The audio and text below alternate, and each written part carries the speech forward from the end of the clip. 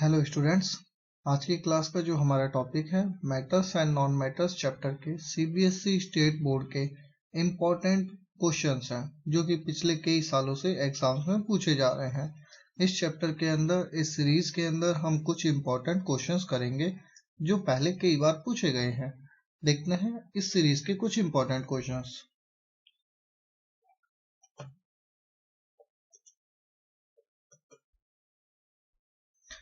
इस सीरीज का जो पहला इम्पोर्टेंट क्वेश्चन है वो ये है कि व्हाट इज मिनरल और एंड द गैंग। ये क्वेश्चन कई बार पूछा जाता है, 1 मार्क्स में और 2 मार्क्स में पूछा जाता है। ठीक है बच्चों, तो इसके अंदर पहले देखते हैं कि मिनरल किसको कहा जाता है। मिनरल जब भी आपसे एग्जाम में पूछा जाए तो आप क्या लिखेंगे। मिनरल्स ऐसे नेचर में पाए जाने वाले सब्सटेंस होते हैं जो कि एलिमेंट्स के कंपाउंड्स होते हैं। ठीक है, जो एलिमेंट्स नेचर में मिलते हैं उनके कंपाउंड्स को हम मिनरल कहते हैं। ठीक है, और किसको कहा जाता है, और ऐसे मिनरल को कहा जाता है the mineral from which an element can be extracted. ठीक है, कि और जैसे कि मान के चलिए कि एल्यूमिनियम का जो ओर है वो बॉक्साइट है। बॉक्साइट का फॉर्मूला जो होता है, बॉक्साइट एक ओर है, उससे हम एल्यूमिनियम निकालते हैं। यानी कि ओर की डेफिनेशन क्या हो गई, एक ऐसा मिनरल जिससे हमारा एलिमेंट जो है एक्सट्रैक्ट किया जा सके। ठीक है बच्चों, इसी तरीके से गैंग, गैंग क्या है, इम्प्योरिटीज है। गैंग का मतलब है इम्प्योरिटीज जो रॉक के साथ सैंड की फॉर्म में मिलती है। ठीक है बच्चों, ये पहला क्वेश्चन है, इसके अंदर इतना ही लिखना होता है। नेक्स्ट क्वेश्चन करते हैं। ये इंपॉर्टेंट क्वेश्चन है, ये कई बार पूछा गया है एग्जाम में। इसके अंदर आपको क्या बताना है, you have to differentiate between the roasting and the calcination. Calcination और रोस्टिंग के बीच में आपको डिफरेंस बताना है। यहाँ पे हमने इसको एक टेबल फॉर्म में लिखा है। आपको मैक्सिमम 2 पॉइंट्स लिखने होते हैं, लेकिन मैंने यहाँ पे 3 पॉइंट्स मेंशन किए हैं। आप कोई भी 2 पॉइंट्स लिख सकते हैं। तो याद कर लेते हैं, एक बार उसको देख लेते हैं। What is calcination and what is roasting. Calcination क्या है कि कैल्सिनेशन एक ऐसा प्रोसेस है जिसके अंदर आप किसी और को हीट करते हो, किसकी एब्सेंस में, एयर की एब्सेंस में। ठीक है, या एयर को लिमिटेड लिखा जाएगा। ठीक है, एयर की सप्लाई मिनिमम हो सकती है, लिमिटेड हो सकती है, या वो बिल्कुल नहीं हो सकती। तब आप किसको हीट करें तो उस प्रोसेस को हम जो कहते हैं वो कैल्सिनेशन है। रोस्टिंग क्या होता है, रोस्टिंग एक ऐसा प्रोसेस होता है जिसके अंदर हम ओर को क्या करते हैं, हीट करते हैं। किसकी प्रेजेंस में, ऑक्सीजन और एयर की प्रेजेंस में उसको हीट करते हैं, तो उसको हम रोस्टिंग कहा जाता है। ठीक है, कैल्सिनेशन का सेकेंड पॉइंट जो है कि इसको थर्मल डिकम्पोजिशन ऑफ कार्बोनेट्स भी कहा जाता है। कहने का मतलब क्या है कि इसके अंदर क्या होता है कि किसी भी ओर का थर्मल डिकम्पोजिशन मतलब हीट देके आप उसको तोड़ते हैं। थर्मल का मतलब होता है हीट, डिकम्पोजिशन का मतलब आप उसे तोड़ते हैं। और ये बेसिकली यूज होता है किसके लिए, कार्बोनेट ओर्स के लिए। और रोस्टिंग किसके लिए यूज होता है, सल्फाइड ओर्स के लिए। बस इतना याद रखिए। पहला पॉइंट आपका क्या हो गया इसमें कि ये ऑक्सीजन की लिमिटेड सप्लाई या एब्सेंस में होगा और ये प्रेजेंस में होगा। सेकेंड पॉइंट क्या हो गया कि इसके अंदर कार्बोनेट होगा, और दूसरा इसके अंदर ये सल्फाइड उसके लिए यूज होगा। भाई ये कार्बोनेट यूज हो रहा है, तो सेकेंड इसका जो थर्ड पॉइंट है इसमें कि कार्बन डाइऑक्साइड जो गैस है वो इवॉल्व होगी, मतलब रिलीज होगी। इसके अंदर जो मेनली है सल्फाइड है, तो ज्यादातर क्या है कि सल्फर डाइऑक्साइड गैस रिलीज होगी। लार्ज अमाउंट में टॉक्सिक और मेटेलिक एसिडिक कंपाउंड्स भी रिलीज हो सकते हैं। ठीक है बच्चों, इसमें इन दोनों पॉइंट्स को आपको मेंशन करना है। अब 2 पॉइंट्स में मेंशन कर देंगे तब भी इनफ है। Next question. ये क्वेश्चन बहुत ही इंपॉर्टेंट है, हर बार एग्जाम में किसी न किसी तरीके से ये पूछा जाता है। What is thermite reaction. Thermite reaction क्या होती है और इसका कहाँ पे यूज होता है। कई बार इसके यूजेस भी पूछ लिए जाते हैं। तो इसके अंदर देखते हैं बच्चों कि थर्माइट प्रोसेस जो है एक ऐसी रिएक्शन है जिसके अंदर आयरन ऑक्साइड और एल्यूमिनियम की रिएक्शन कराते हैं। ये रिएक्शन क्या है कि एक्सोथर्मिक होती है, मींस हाई अमाउंट में हीट रिलीज होती है। हाई अमाउंट में हीट रिलीज होने से ये एक्सोथर्मिक रिएक्शन है। और ये एक टाइप की डिस्प्लेसमेंट रिएक्शन है। डिस्प्लेसमेंट क्या कि इसमें एल्यूमिनियम जो है आयरन को उसकी जगह से डिस्प्लेस करके उसकी जगह लग जाता है। तो इसमें अंदर आप ये भी लिख सकते हैं कि डिस्प्लेसमेंट रिएक्शन,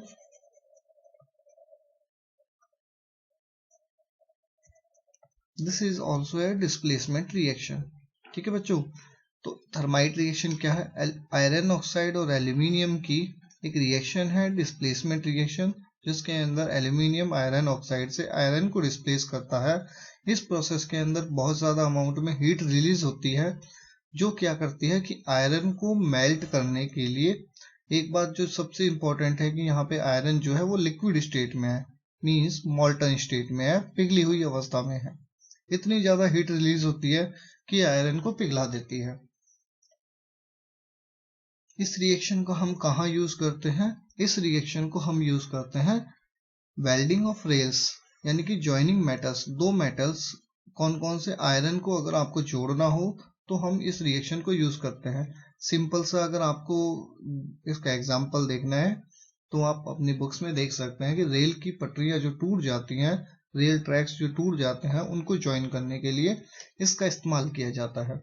ठीक है बच्चों, आपके एग्जाम में इससे रिलेटेड कोई क्वेश्चन आता है थर्माइट रिएक्शन से, तो आप ये 2 पॉइंट्स जरूर मेंशन कीजिए। ये उसके यूजेस हो गए। ठीक है, यूजेस में इसको क्या कहते हैं, यहाँ पे यूज किया जाता है, थर्माइट वेल्डिंग कहा जाता है इसको। ठीक है, और ये एक तो 2 पॉइंट्स क्या है कि एक एक्सोथर्मिक रिएक्शन, दूसरा displacement reaction, then this equation. आपको ये 3 चीजें मेंटेन करनी होगी। ठीक है, मेंशन करनी होगी, सॉरी। नेक्स्ट क्वेश्चन क्या है कि आपको एक शॉर्ट नोट लिखना है इलेक्ट्रोलिटिक रिफाइनिंग के ऊपर, कि what is electrolytic refining of metals. इसके अंदर जो पॉइंट्स हैं वो इस तरीके से हैं, आप एक बार देख लीजिए कि इलेक्ट्रोलिटिक रिफाइनिंग जो होती है इम्प्योर मेटल से प्योर करने के लिए की जाती है। मींस इसके अंदर आपके पास होता है इम्प्योर से प्योर करने का मेथड है ये। ठीक है, और ये हाईली रिएक्टिव एलिमेंट्स के लिए ज्यादा यूज होता है। देखते हैं क्या है इसके अंदर। इसके अंदर एक चीज आप ये याद रखना कि इम्प्योर को आप हमेशा कैथोड बनाएंगे, सॉरी एनोड बनाएंगे। दिस इज इम्प्योर और दिस इज प्योर। कॉपर या इम्प्योर कॉपर, यहाँ पे लिखा हुआ है कि इम्प्योर को हमेशा आप एनोड बनाएंगे और प्योर को आप कैथोड बनाएंगे। ये बहुत जरूरी चीज है याद रखने के लिए। यहाँ पे नेगेटिव है, यहाँ पॉजिटिव है। ठीक है बच्चों, तीसरी चीज इसमें जो पहला पॉइंट आप लिखेंगे इम्प्योर और प्योर की position, cathode pure, impure anode. और जो नेक्स्ट पॉइंट इसके अंदर होगा कि यहाँ पे जो सॉल्यूशन है जिसको हम कहते हैं इलेक्ट्रोलाइट, वो किसी मेटल का सॉल्ट होगा। मान लीजिए कि यहाँ पे हमने जैसे कि कॉपर लिया है तो ये कॉपर का सॉल्ट होगा। यहाँ पे हमने कॉपर सल्फेट जो कि इसका सॉल्ट है उसको एज ए इलेक्ट्रोलाइट यूज किया है।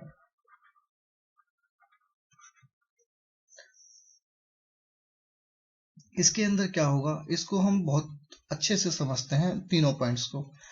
इसके अंदर समझने के लिए ना आप एक चीज ये मेंशन कर लीजिए। अब दोबारा से समझा रहे हैं आपको, एक बार ध्यान रखिएगा कि ये पॉजिटिव है, ये नेगेटिव है। ठीक है बच्चों, एनोड पे क्या है, इम्प्योर,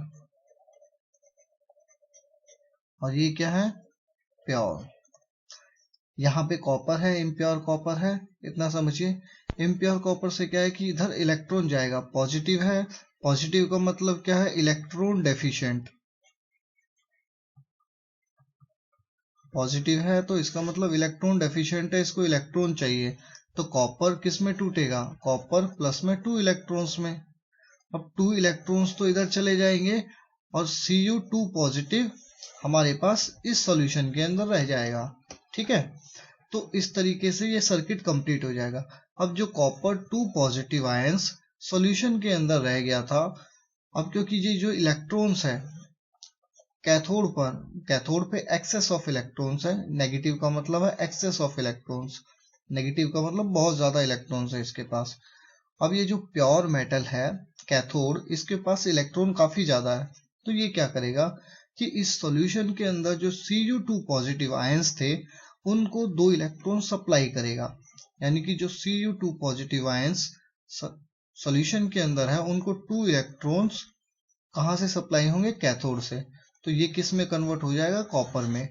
अब कॉपर जो इसमें कन्वर्ट हुआ है वो इसके आसपास स्टिक हो जाएगा। इसी तरीके से सारा जो इम्प्योर कॉपर है वो प्योर के आसपास आके लग जाएगा, और ये जो प्योरिफिकेशन का प्रोसेस है इसी तरीके इसको ही हम क्या कहेंगे, इलेक्ट्रोलिटिक रिफाइनिंग, क्योंकि हमने इसको इलेक्ट्रिसिटी की मदद से किया है। यहाँ पे हमने बैटरी कनेक्ट किया ना, तो सारा प्योर इम्प्योर जो है प्योर होके चला गया। ठीक है बच्चों, तो इसके अंदर एक चीज ये है। दूसरी चीज क्या है कि इसमें जो थर्ड पॉइंट क्या है कि इम्प्योरिटीज, अब इसके अंदर इम्प्योरिटीज इसके बॉटम्स में मिल जाती है, मतलब कि जो इलेक्ट्रोलाइट है उसके बॉटम में इम्प्योरिटीज मिल जाती है, उसको हम एनोड मड के नाम से कहते हैं, एनोड मड। ठीक है बच्चों, इतना याद रखिए। इसके अंदर इलेक्ट्रोलिटिक रिफाइन के अंदर आप इतना लिखाएंगे तो यूं मान के चलिए कि आपने 3 मार्क्स का क्वेश्चन बहुत आसानी से सॉल्व कर दिया है। ठीक है, डायग्राम बहुत अच्छी चीज है, डायग्राम याद रखिएगा इसको। ठीक है, बस एक चीज याद रखना कि इम्प्योर हमेशा एनोड बनेगा और प्योर कैथोड बनेगा। पॉजिटिव जो है वो एनोड से कनेक्ट होगा और नेगेटिव कैथोड से कनेक्ट होगा। ठीक है, बस इतनी चीजें याद रखना, बाकी सारा सही होगा इसमें। नेक्स्ट क्वेश्चन देखते हैं। नेक्स्ट क्वेश्चन के अंदर बच्चों आपको रिएक्टिविटी सीरीज को एक्सप्लेन करना है। रिएक्टिविटी सीरीज को आप एक्टिविटी सीरीज के नाम से भी जानते हैं। ठीक है, रिएक्टिविटी सीरीज एक्चुअल में है क्या, देखो इसकी डेफिनेशन जो है कि एक अरेंजमेंट है किसका, मेटल्स का, किस तरीके से decreasing order of their reactivity, मतलब कि वो किस हिसाब से रिएक्ट करते हैं उसके हिसाब से उनको डिक्रीज करके रखा गया है। जैसे मान के चलिए आपके पास ए, बी और सी 3 मेटल्स है, जिसमें से ए जो है वो सबसे ज्यादा रिएक्टिव है तो इसको सबसे ऊपर रखेंगे, बी कम रिएक्टिव है तो उसको नीचे, सी कम रिएक्टिव है तो इसको सबसे नीचे। तो ये आपको एक ट्रेंड ऑब्टेन्ड हो गया। ठीक है, इस ट्रेंड में क्या है कि ऊपर जो होगा वो सबसे ज्यादा रिएक्टिव, उससे नीचे कम रिएक्टिव, उससे नीचे उससे भी कम रिएक्टिव। इस तरीके से जब आपने एलिमेंट्स को अरेंज किया तो आपको एक सीरीज ऑब्टेन्ड हुई, उस सीरीज को हम रिएक्टिविटी सीरीज या एक्टिविटी सीरीज कहते हैं। ठीक है, एग्जाम्पल के लिए यहाँ पे जिंक कॉपर के अबव रखा जाता है। ठीक है, इसका मतलब क्या है, जिंक ज्यादा रिएक्टिव है। जैसे कि यहाँ पे बी जो है वो सी से ऊपर है, तो इसका मतलब क्या है, बी सी से ज्यादा रिएक्टिव है। ठीक है बच्चों, नेक्स्ट पॉइंट जो इसका है, देखो पोटेशियम, सोडियम, कैल्शियम, इनको क्या है कि ये ज्यादा रिएक्टिव है तो सबसे ऊपर रखा जाता है, और कुछ क्या है कि कम रिएक्टिव होते हैं तो उनको बीच में रखा जाता है, और कुछ जो है बहुत ही कम रिएक्टिव होते हैं जैसे कि गोल्ड, सिल्वर, इनको सबसे नीचे रखा जाता है। ठीक है, ये देखिए आपने यहाँ पे देख पा रहे होंगे कि potassium, sodium, calcium, magnesium, aluminium, zinc, iron, tin, lead, copper, mercury, silver, gold, इसके अंदर जो सबसे नीचे है वो सबसे कम रिएक्टिव है और जो सबसे ऊपर है वो सबसे ज्यादा रिएक्टिव है। ठीक है, तो इस तरीके का जो ऑर्डर आपको मिलता है उसी को आप रिएक्टिविटी सीरीज और एक्टिविटी सीरीज कहते हैं। ठीक है, रिएक्टिविटी सीरीज और एक्टिविटी सीरीज क्या है, एक अरेंजमेंट है किसका, मेटल्स का, किस तरीके से, डिक्रीजिंग ऑर्डर में। ठीक है, ऊपर सबसे ज्यादा रिएक्टिव, नीचे सबसे कम रिएक्टिव। ठीक है, बस इतना लिखाइएगा, इनफ है इसके लिए। नेक्स्ट, ये भी बहुत ही अच्छा क्वेश्चन है, कई बार पूछा जाता है एग्जाम के पॉइंट ऑफ व्यू से, तो इसके अंदर आप बहुत अच्छे से लिख सकते हैं कुछ चीजें। For example, what is anodising, और ये किस तरीके से यूज की जाती है एल्यूमिनियम को कोरोजन से बचाने के लिए। देखते हैं बच्चों इसका आंसर किस तरीके से लिखा जाएगा। एनोडाइजिंग एक ऐसा प्रोसेस है जिसके अंदर क्या लगाया जाता है कि एक लेयर लगाई जाती है ऑक्साइड की, किसके ऊपर, एल्यूमिनियम के ऊपर। ठीक है, एल्यूमिनियम डेवलप्स एक लेयर, ठीक है, ए लेयर, ऑक्साइड लेयर। ठीक है, जब उसको आप खुले में छोड़ देते हैं, मान लीजिए कि एल्यूमिनियम का आपने स्पून ले लिया और उसको आपने खुले में छोड़ दिया तो उसके ऊपर एक लेयर जम जाएगी, ऑक्साइड लेयर। ठीक है, this oxide layer, oxide coat resistant to further corrosion. अब क्योंकि भैया उस स्पून के ऊपर ऑक्साइड की लेयर जम गई है, तो उससे क्या है कि वो ऑक्सीजन के कांटेक्ट में नहीं आएगा। जब वो ऑक्सीजन के कांटेक्ट में नहीं आएगा तो उसका कोरोजन नहीं होगा। इस तरीके से उसको हम प्रिवेंट कर सकते हैं। इसका प्रोसेस क्या है एनोडाइजिंग का, देखते हैं एक बार। इसके अंदर क्या है कि जो जिसका भी आपको क्या कहते हैं प्रिवेंट करना हो, उसको क्या करेंगे कि एनोड की तरह हम यूज करेंगे और सल्फ्यूरिक एसिड के साथ उसको इलेक्ट्रोलाइज कर देंगे। मींस आपको एक सॉल्यूशन लेना है, उसके अंदर H2SO4 का सॉल्यूशन है और एक एनोड लेना है। एनोड को हम A से रिप्रेजेंट कर देते हैं और इसको एल्यूमिनियम बना देना है, ठीक है। और इस एनोड पे तो पॉजिटिव चार्ज होता है और इस पे नेगेटिव चार्ज होता है कैथोड पे। इसको जोड़ देंगे और जब इसमें करंट फ्लो करेंगे तो क्या होगा कि इसमें देखिए कि ऑक्सीजन जो है वो एनोड से रिएक्ट करके एल्यूमिनियम के ऊपर एक लेयर जमा देगा, ठीक है। और इसी को हम क्या कहते हैं एनोडाइजिंग, ठीक है बच्चों। नेक्स्ट, आयनिक प्रॉपर्टीज। यहाँ पे हमने आयनिक कंपाउंड्स की कुछ इंपॉर्टेंट प्रॉपर्टीज को डिस्कस करना है कि आयनिक कंपाउंड किस तरीके से इंपॉर्टेंट होते हैं। यहाँ पे जो है हमने कुछ 5-6 प्रॉपर्टीज ली हैं। आप कोई भी 4 प्रॉपर्टीज स्टडी कर सकते हैं। पहली प्रॉपर्टी क्या है कि आयनिक कंपाउंड्स जो है वो मोस्टली सॉलिड होते हैं, मतलब जनरली मतलब ज्यादातर जो है वो सॉलिड होते हैं। कुछ केसेस में वो लिक्विड भी हो सकते हैं या फिर कुछ और स्टेट में हो सकते हैं, जैसे कि मान लीजिए एक्वस, बट मोस्टली केसेस में उनका जो है वो सॉलिड होगा।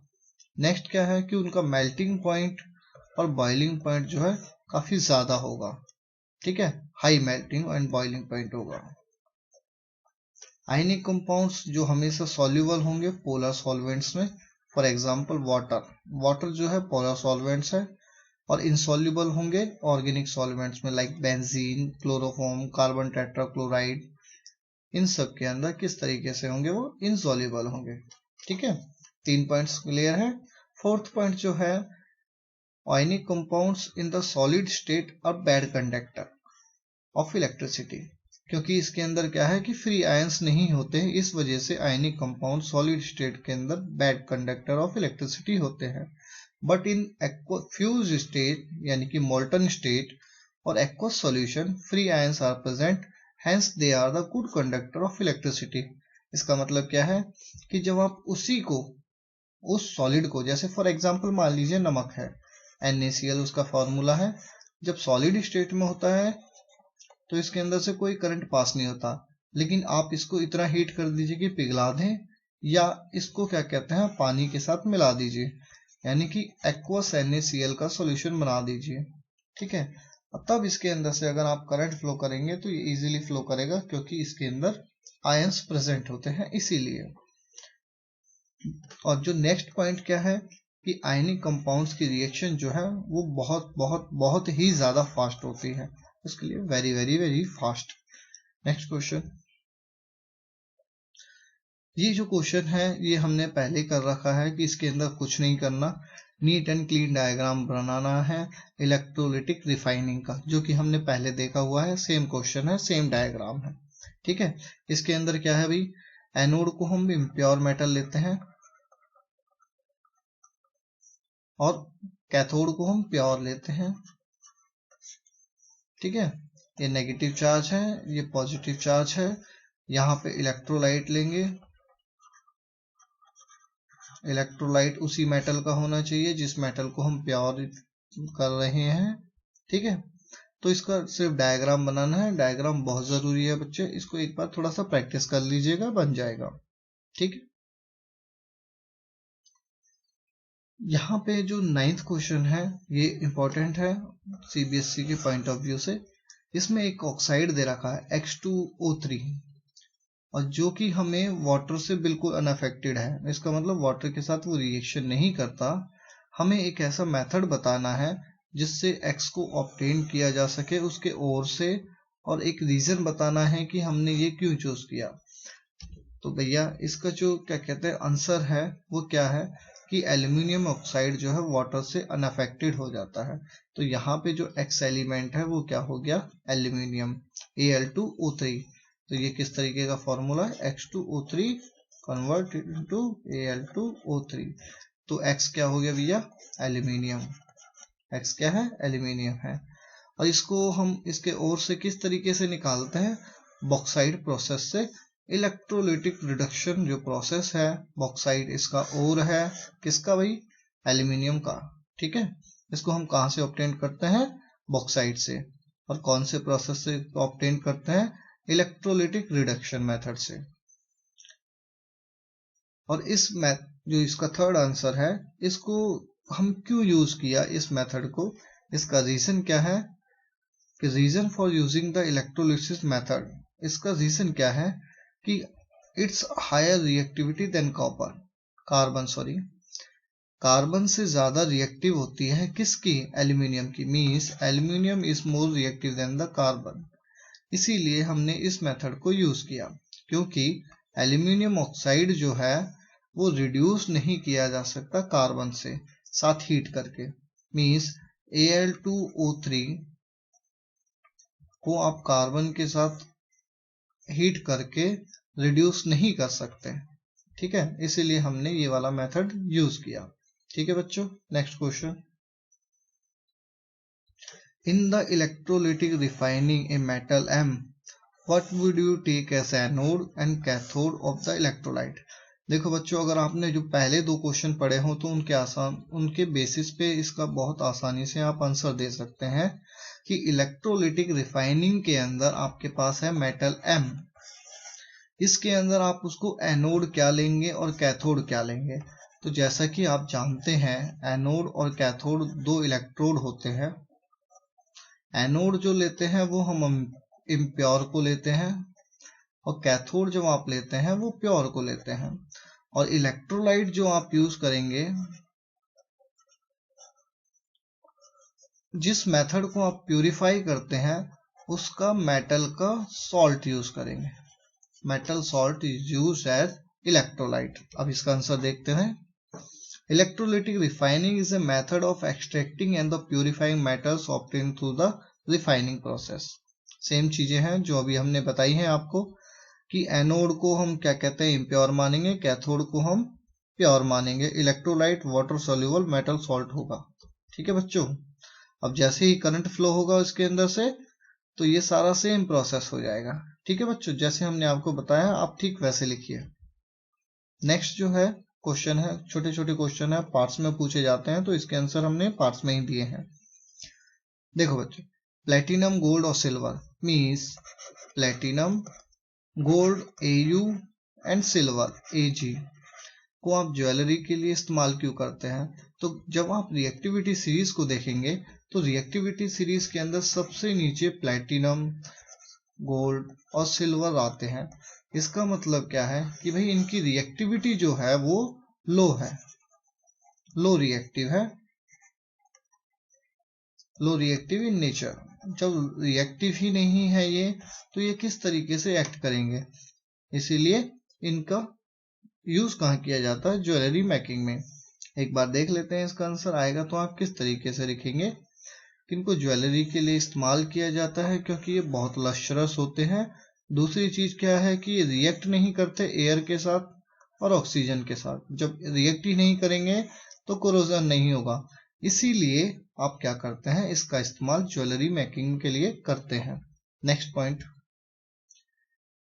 जो है वो क्या है कि सोडियम को, पोटेशियम को और लिथियम को जब आप रिएक्टिविटी सीरीज देखेंगे ना बच्चे, तो लिथियम, सोडियम, पोटेशियम जो है वो सबसे ऊपर आते हैं। मींस ये हाईली रिएक्टिव है।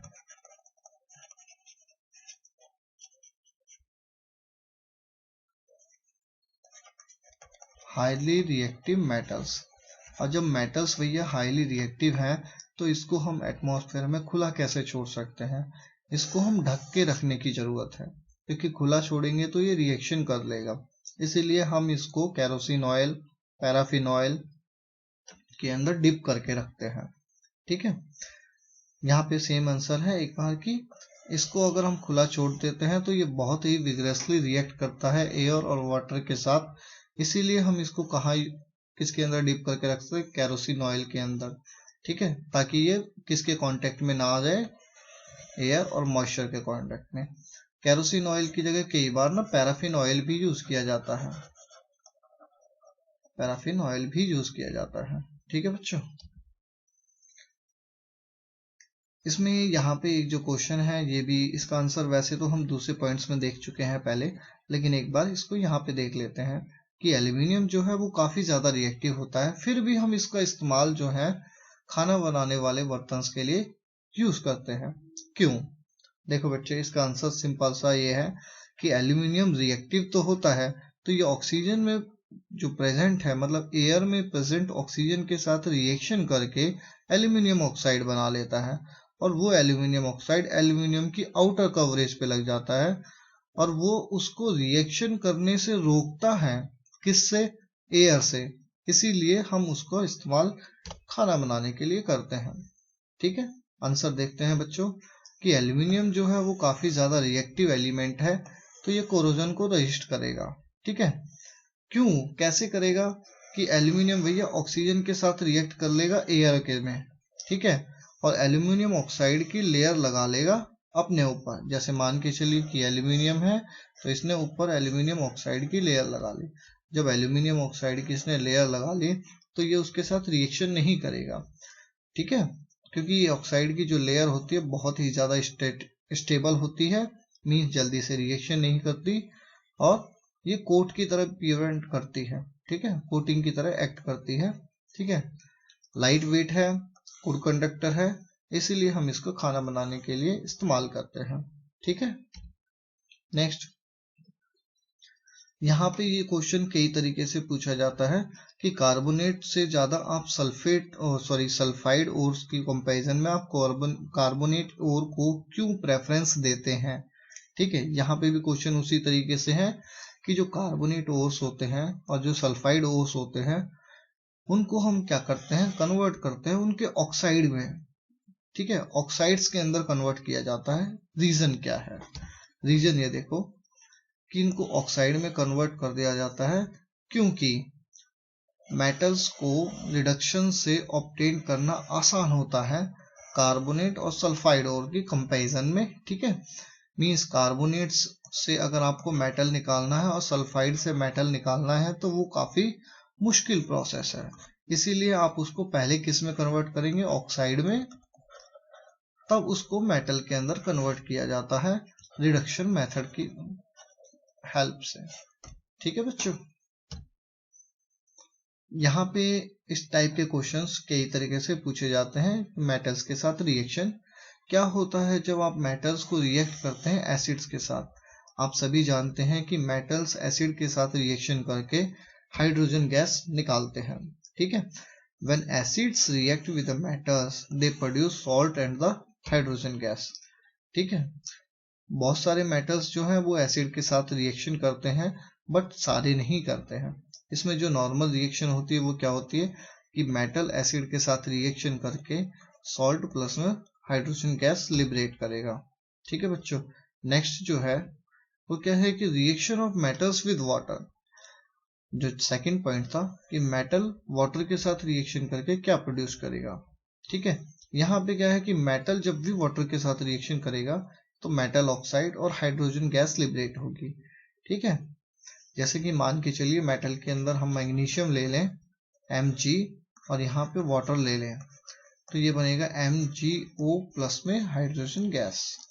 रिएक्शन जब भी आप लिखें तो कोशिश करें कि बैलेंस्ड केमिकल इक्वेशन लिखें, क्योंकि ये रिएक्शन जो मैंने लिखी है ये ऑलरेडी बैलेंस्ड है। ठीक है, दूसरा क्या है कि अब ये भैया जो मेटल ऑक्साइड बना है, अब क्योंकि ये तो वाटर के अंदर ही प्रेजेंट है, दोबारा वाटर से रिएक्शन करके मेटल हाइड्रोक्साइड बना लेगा। ठीक है, मैग्नीशियम हाइड्रोक्साइड को हम मिल्क ऑफ मैग्नीशिया भी कहते हैं, मिल्क ऑफ मैग्नीशिया। ठीक है, जो कि एंटा एसिड के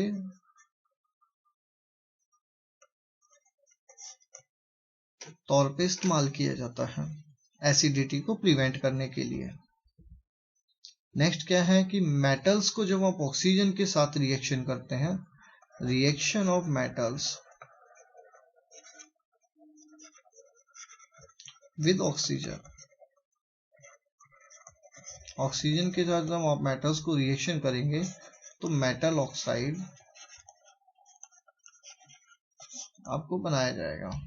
ठीक है, यही इसके अंदर। अब इस मेटल ऑक्साइड को जो है वो बेसिक नेचर में होता है। कैसे पता लगेगा भाई? मेटल ऑक्साइड को आप वाटर के साथ रिएक्शन कीजिए, आपको मेटल हाइड्रोक्साइड्स मिलेंगे। सॉरी, यहाँ पे मैंने क्या कहते हैं एक गलती कर दी है, चलो इसको इरेज कर देते हैं। ठीक है, इसमें क्या है कि जो वाटर के साथ रिएक्शन करेंगे तो मेटल हाइड्रोक्साइड्स बनेंगे। जैसे फॉर एग्जांपल जो रिएक्शन हमने पहले लिखी थी, एक बार क्या कहते हैं उसी को लिख देते हैं कि मैग्नीशियम को जब ऑक्सीजन के साथ रिएक्शन करते हैं तो मैग्नीशियम ऑक्साइड बनता है, और इसको जब वाटर के साथ रिएक्शन करेंगे तो मैग्नीशियम हाइड्रोक्साइड बनेगा। ठीक है, अब इसको, क्योंकि देखो ये मैग्नीशियम हाइड्रोक्साइड है, इसका नेचर कैसा है? बेसिक। तो यहाँ पे क्या लिखा है? मेटल ऑक्साइड जो है बेसिक नेचर के होते हैं। ठीक है, जब इसको पानी के साथ मिलाते हैं तो ये बेसिक सॉल्यूशन बनाता है। इस लाइन का मतलब ये है। ठीक है, best of luck for your exam students.